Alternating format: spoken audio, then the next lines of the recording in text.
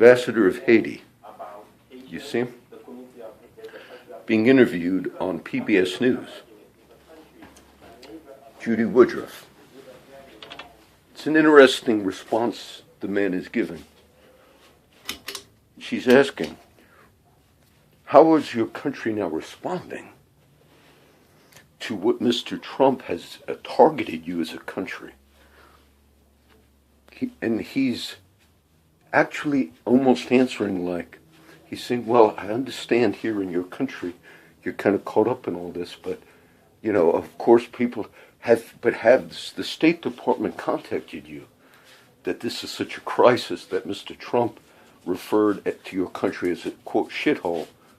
And it's almost like this ambassador, who is dark-skinned, obviously, it's almost like he's saying, what game are you having going on in your country? He's not responding angrily. And then Ms. Woodruff says, as he's trying to basically say in so many terms, there's so many things going on in our country as well as around the world. He's trying to say, what are you doing? And she said, but this is sort of like, but how is your country responding to this crisis now? That Mr. Trump had referred to you and your people as a shithole. What an unbelievable disgrace. What an unbelievable disgrace.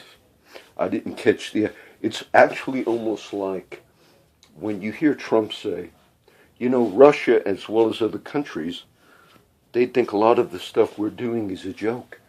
I honestly believe that. I honestly believe that. They dragged this ambassador here before the world media, and he's trying as nicely as he can say, you know, look, people have said, maybe they have said things about the U.S. that were in private, and we never expected this to be a world story.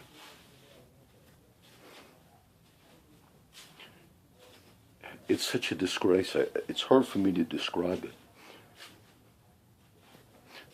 I did not, we're doing these little rollouts. There's so many. We could give you so many. If you see anything from this, what you're seeing is, it's the way one statement now that was made in private, that shouldn't have been made, has now been blown into world news, where you have the ambassador of Haiti in, and when he's not responding in a really negative way, she's saying, but what the crisis now that Mr. Trump has called you all a shithole. She hasn't repeated the words, but many other media outlets did. It's almost a joke. I look at the media. Today I had the Corpus paper. Somebody delivered it to my house for free. Maybe they did it they know I read the paper, but it was actually kind of like in the street, but I don't get the paper delivered. I usually just buy it. I remember there was a serious debate, and it did indeed have to do with the abortion issue.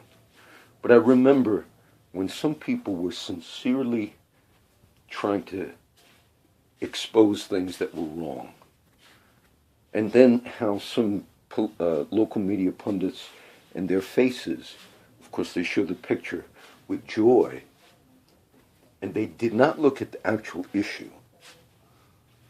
But they responded. They responded like this was some Christian right-wing overthrow of the rights of humanity. And it was not an honest view of real tragedy and real problems that we have in our world. And to see them put this guy, this Haitian ambassador, on the spot, and have you spoken yet about the crisis?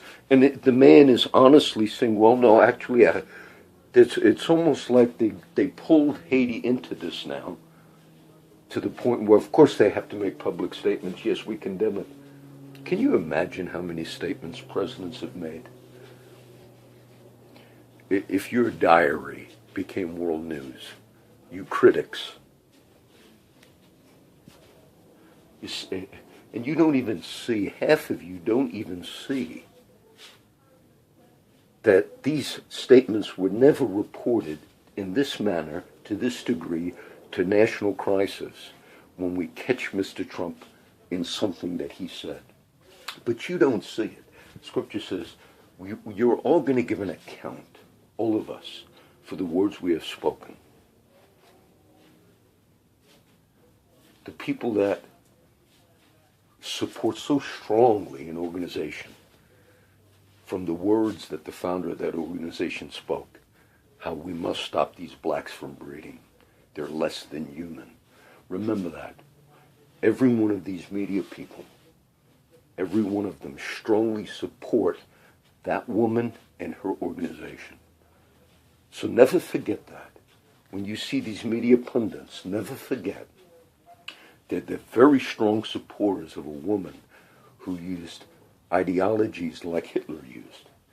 Until this day, they continue to support that. And they know that. But they felt like it was just, well, now it's acceptable for us to hold these types of views. It is such a disgrace. It's really hard to explain it.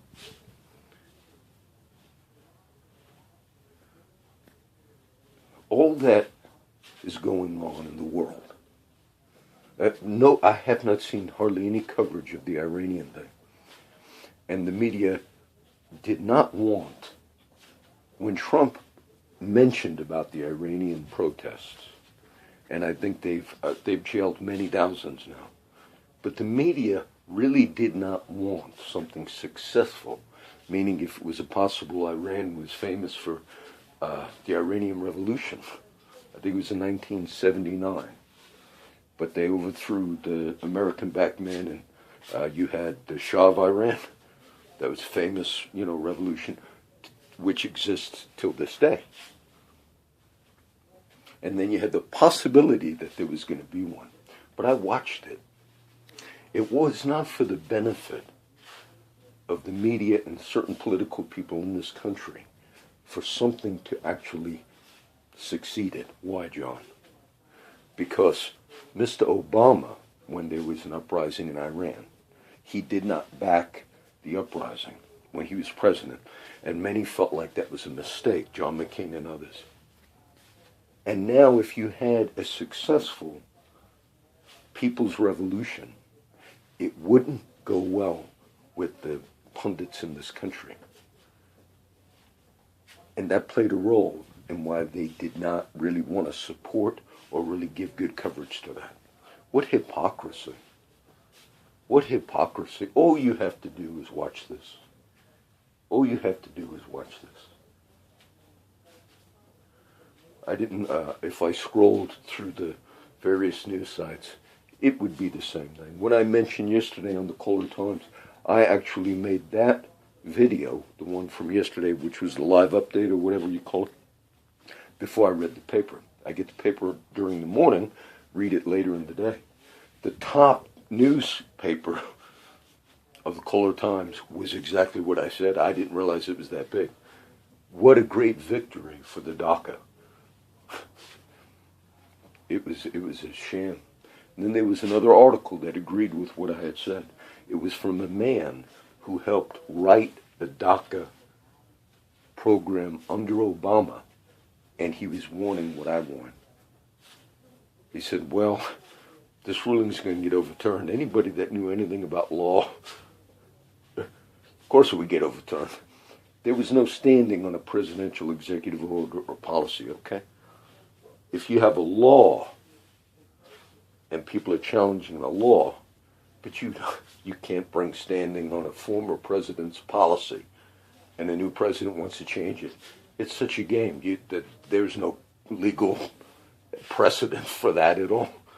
John, but with the liberal and more democratic legal people, if they know that what you say is true, which I just told you the truth, would they tell us that? No. They would prefer to lie to the public. They would prefer to have this Haitian ambassador who looked like he was a deer in the headlights. And as she's questioning him, Mrs. Woodruff, and what about this crisis? What about this and this? And he's, well, I haven't contacted him.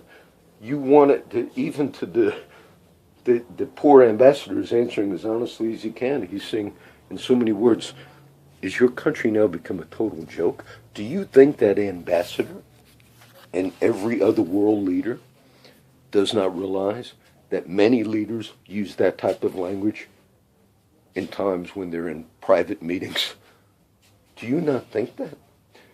And they're watching you in this country, in your media, like in shock that a unskilled man politically would say something that more than likely is language that I don't agree with, and you've risen it now to another crisis.